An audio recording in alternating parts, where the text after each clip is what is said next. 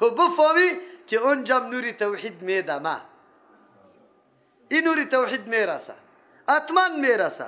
باید بفهمی، اینا باید بفهمی که کم شده میره. افهم الغالبون، آیا یا زور هستن یا زور هستن. روزمره از امو رفیقایتان میای موحد میشه، حقیقت حالا میفهمه، میگه الحمدلله که عقیده را فرا گرفتم. من از امو جمله بودم، من از کدام جمله بودم؟ تقریرام میکردم بمبارد. خوب الله برای معافی کنه. تقریر میکردم بمبارد، لیکن الله برای ما رحمت کرد، احسان کرد، فضل کرد. قل بگوی پیامبر علیه السلام انما انذرکم، یقینا ما شما را میدم بالوحی، سخن از شکمم نیست، از جان خودم نیست، بلکه شما را میدم توسط وحی، یعنی او حکمی که توسط وحی برام آمده. ولا یسمع صم الدعاء، لیکن نمیشنوه کر الدعاء، آواز دادن و کسی که او را طلب میکنه طرف خود. اذا ما ینذرون، در آن وقتی که بیم برشان داده میشه، کرچی بفهمه، آواز نمیشنوه. شما کافرا الله براتان امو امکاناتی شنیده نداده که گپا بشنوی بعد از او تعامل بکنی، لیکن شما ضایع کردی امو آله شنیدنی تانه. کسی که کر است او حقیقتا آله شنیدنیش از بین رفته، لیکن شما به دسته پرده های عناد و زده گوشای خودت توسط او پرده ها بند کردی، قرآن نمیشنوی. وقتی که شما را بیم داده میشه که اینی طور قیامت آمده نیست، شما هیچ آگاه نیستی. ولا ام مستهم نفحة، اگر برسه برشان نفحة من عذاب ربک، یک کمکی از عذاب پروردگارت که مکمل عذابم نباشه. لا یقولن، خامخامیگه یا ویلنا یا افسوس، انا كنا ظالمین، ما سخت ظالم بودیم، چطور دعوت آمد نپذیرفتیم. و نضع الموازین القسط، میمانیم ما ترازو را برای اعمال متنوع. ابن قیم رحمه الله قولش است که ترازو یک ترازوست، لیکن اعمال چیست؟ گوناگون است. از این خاطر جمع ذکر کرده. اینطور نیست که ترازوها چیست؟ زیاد ترازوها است. اعمال در ترازو مختلف طول میشه.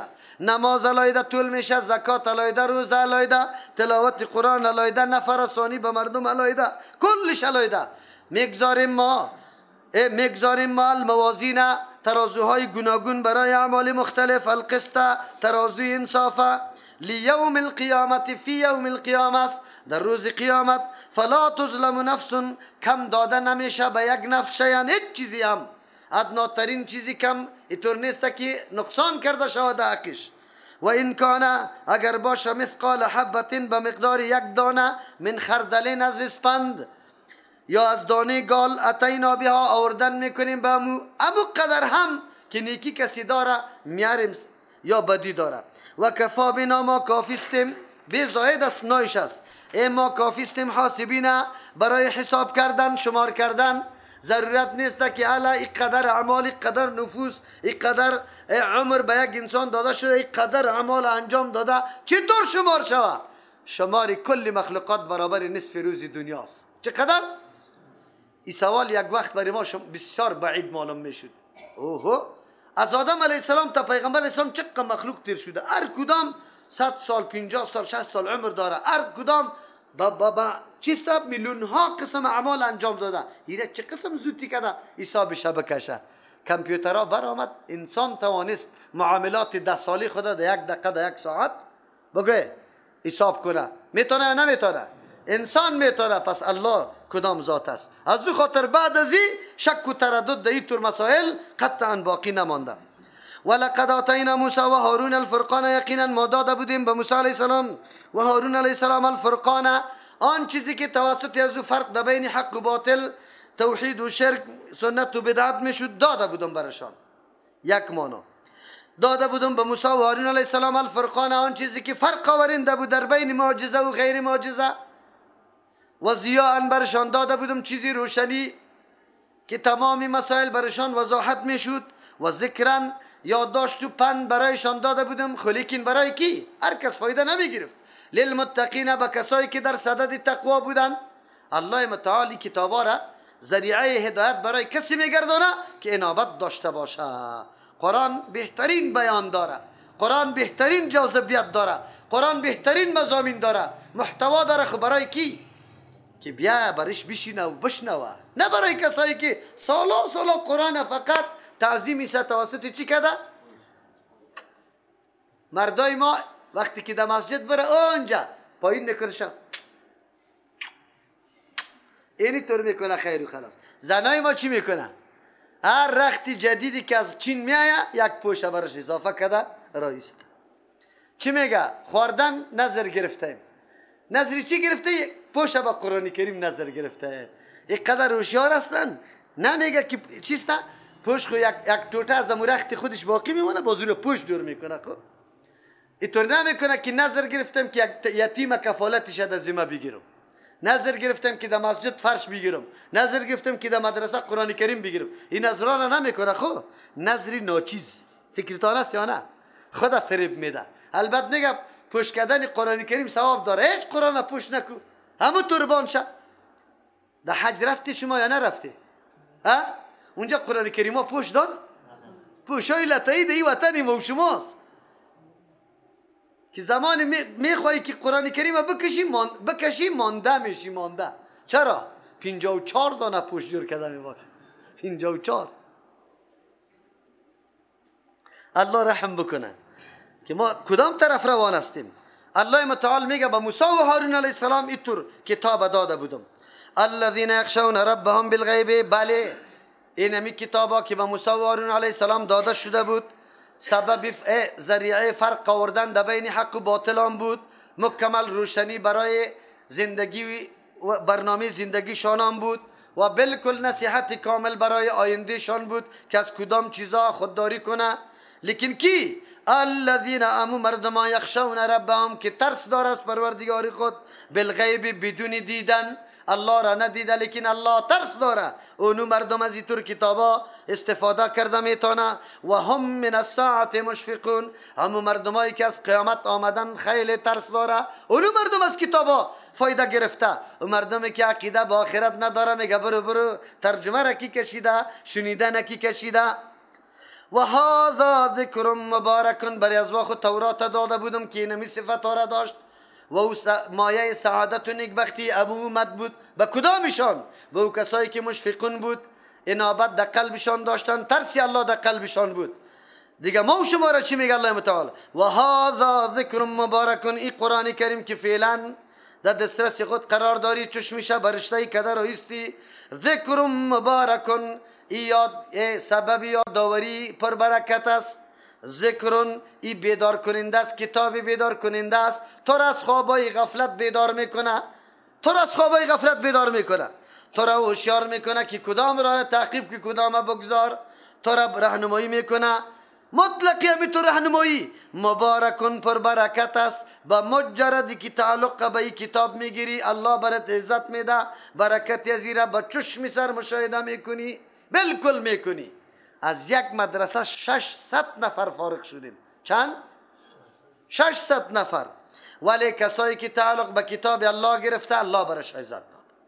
مجرد تعلق توصیه میسته به کتاب الله تعلق بگیره، ترجمه از زیره به مردم بگویه، تلاوتش بکنه، مراکز قرآن کریم آباد بکنه، مدرسایی که در اونجا ترجمه شوه، پشترهای قرآن کریم، درسای قرآن کریم نشر اشاعت کنه، تبلیغات ترجمه قرآن کریم بکنه. کلش تعلقه به کیست؟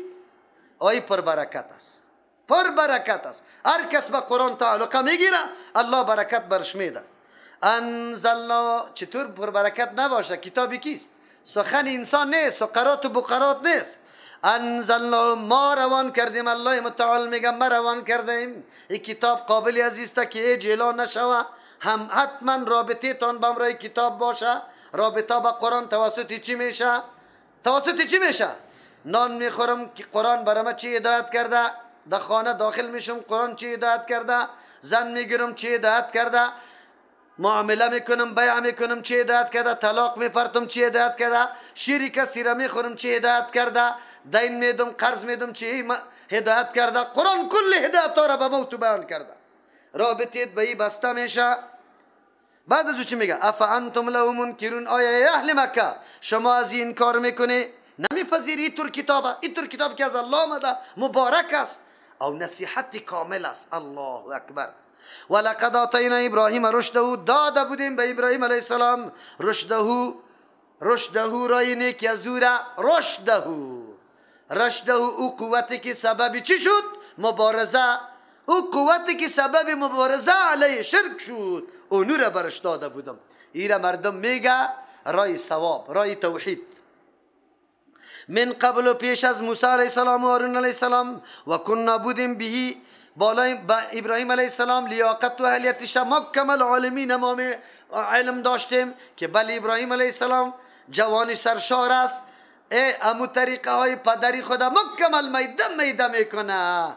راه های تقلید کرکرانه را کلش زنجیرهای شوسو میپرته، راه تحقیق دا پیش میگیره. ابراهیم علیه السلام یه اهلیت داشت، الله علم سرش داشت. از قال لیابی، زمانی که به اول شروع از پدر میکنه، به پدری خود میگه و قومی، به قومی خود، ما هذه التماثیل التي، چیست ای بتا؟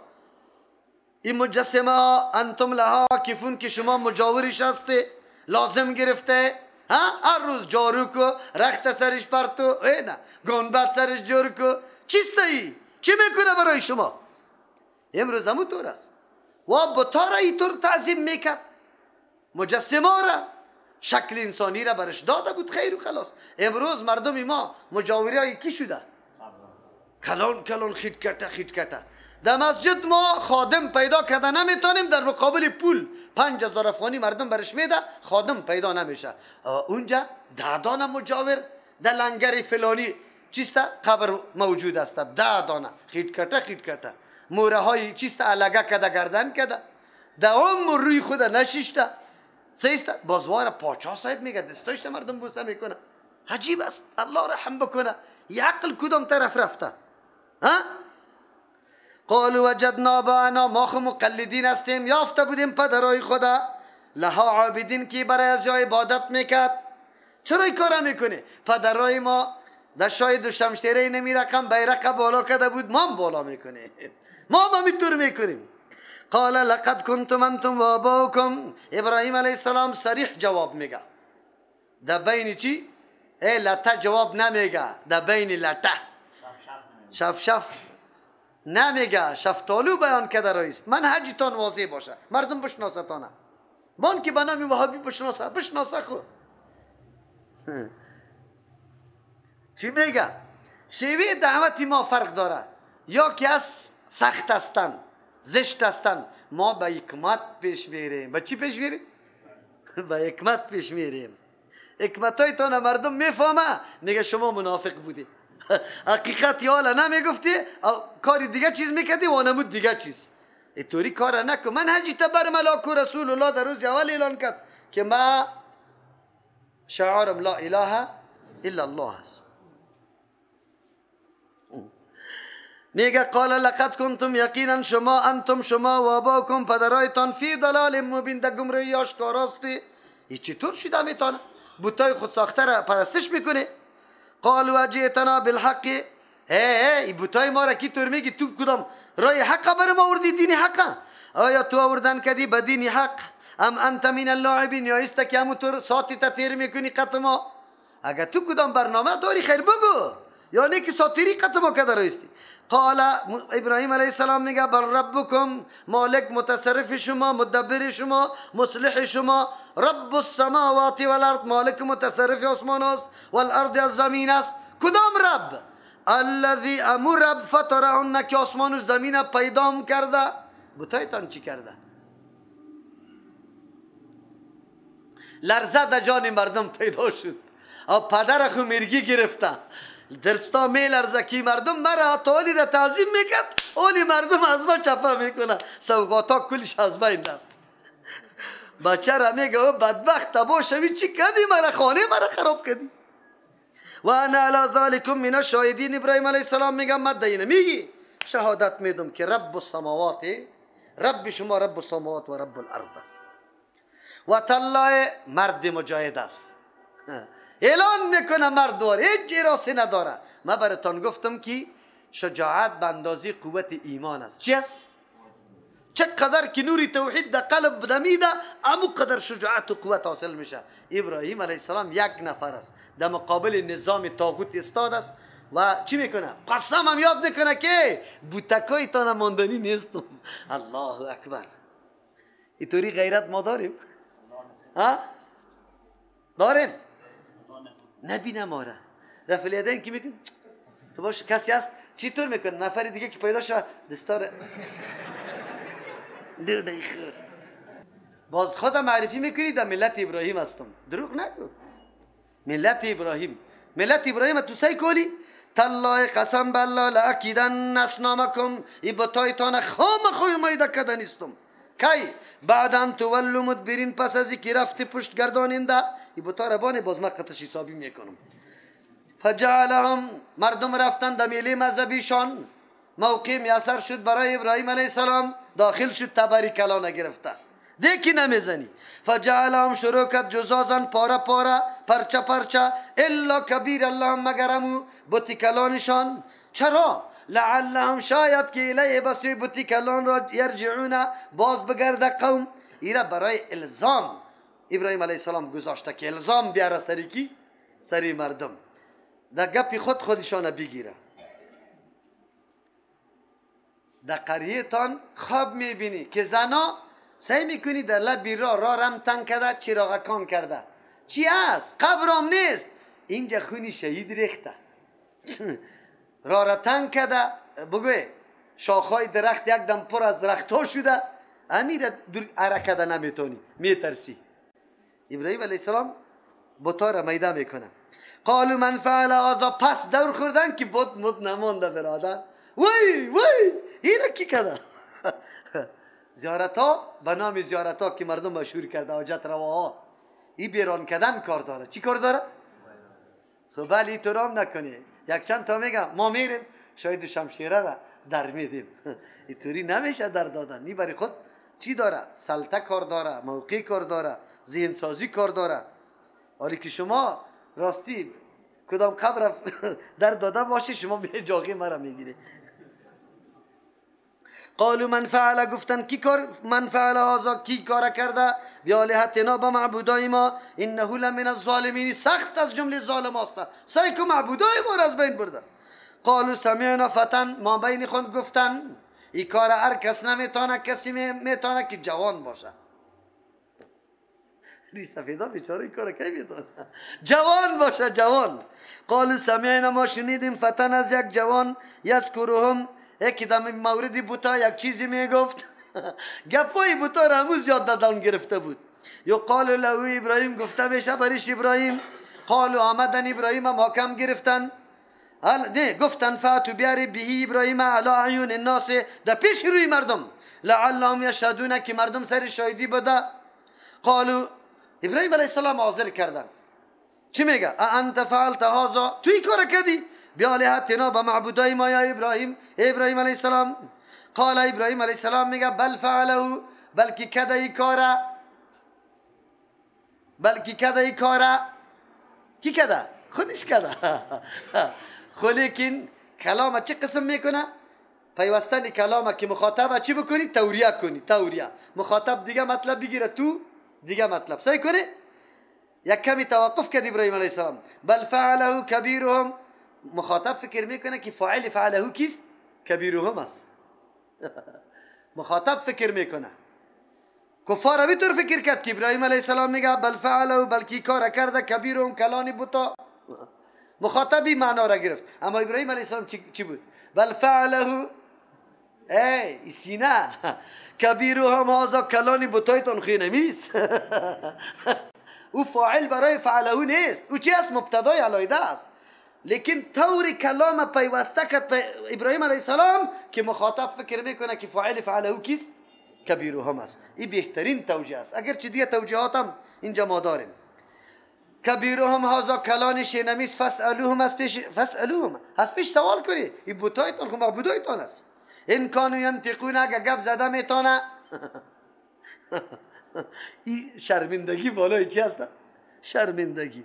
فرجعوا الی انفسهم بازگشتن به نفسای خود مانا این ماناست یک کمی عقل در سرشان آمد کی راستی ما چی میکنیم؟ این عجیب بود تاس معبود است که سالا یا را پرستش کنیم او یا چی از خود دفاع کرده نمیتونه. از او خاطر فقال گفتن در بین خود انکم انتم الظالمون، یقینا خیلی ظالم هستی. با می یک گپ ابراهیم علیه السلام یک تکان خورد، همین یک فکر در بین مردم پیدا شد، یکی دیگه خودم علامت کردن شروع کرد. عجیب است، راست میگه. لیکن چی گفتن؟ ثم کسو علی رؤوسهم، بعد از او خم شدن، سرنگون شدن بالای سرای خود. سرا را پایین پرتافته بودن از شرم و خجالت، بالا نمیتونه. حالی چی کنه؟ چی کنه؟ حالی میگه اوه حالی اگر حق است اگر باطل است باید چی کنیم؟ اگر دفاع نکنیم خب ما چی میشیم؟ شرمنده و خجالت میشیم، سالا تاریخ نوشته میشه. چی میشه؟ حالی هم بسیار مردم خود چی میکنه؟ میگه از خجالت خود بکشیم، یک بینی خمیری به خود پیدا کنیم. کلگی پشت بینی خمیره دویدن. اما مردم هم پشت بینی خمیری بود. چی؟ حالا نمانه ابراهیم علیه السلام نمانه.